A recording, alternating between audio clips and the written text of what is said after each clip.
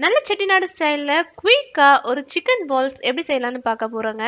Welcome to Hema's Chettinad kitchen.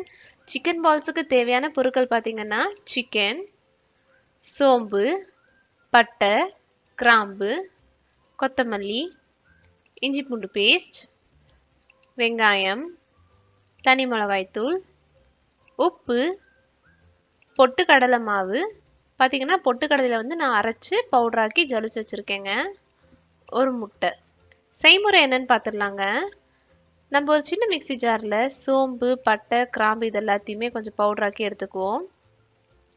நீங்கள் கடையிலேருந்து கொத்துக்கறி அப்படியே சிக்கனை வந்து வாங்கினீங்கனாலும் ஓகே. இல்லை உங்களுக்கு சிக்கன் பீஸாக இருந்துச்சுன்னா இந்த மாதிரி கொஞ்சம் கொஞ்சமாக சிக்கனை வந்து ஜாரில் போட்டு நம்ம அரைச்சி எடுத்துக்க போகிறோங்க.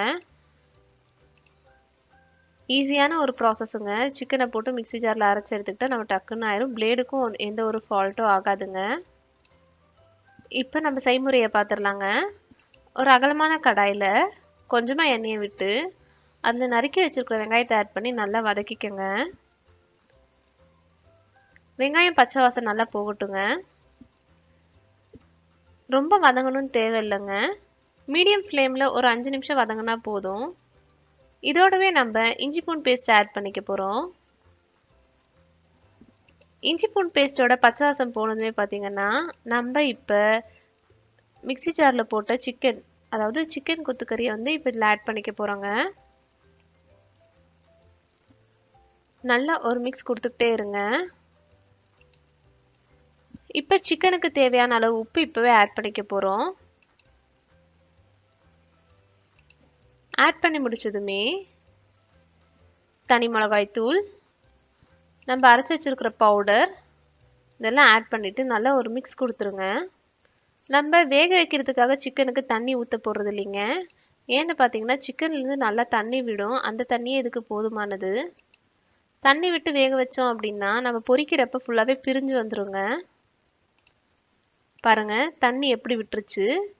இப்போ இந்த தண்ணி வந்து நல்லா சுண்டுற வரைக்கும் நம்ம வந்து வதக்கி விட்டுக்கிட்டே இருக்கணுங்க.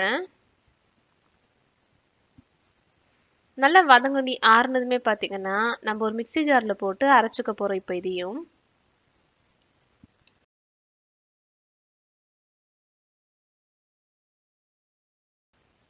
இப்போ நம்ம அரைச்சி வச்சுக்கலாம். இப்போ எப்படி நம்ம வந்து ஃபைனலாக வந்து பொரிச்சு எடுக்க போகிறோன்றது பார்த்துடலாம்.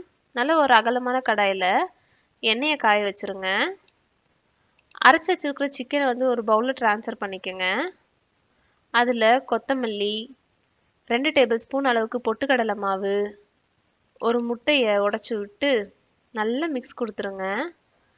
இந்த மாதிரி சாஃப்டாக ஒரு மாவு பதத்துக்கு நம்மளுக்கு வரும். இந்த மாதிரி குட்டி குட்டியாக பால்ஸாக உருட்டி வச்சுக்கோங்க.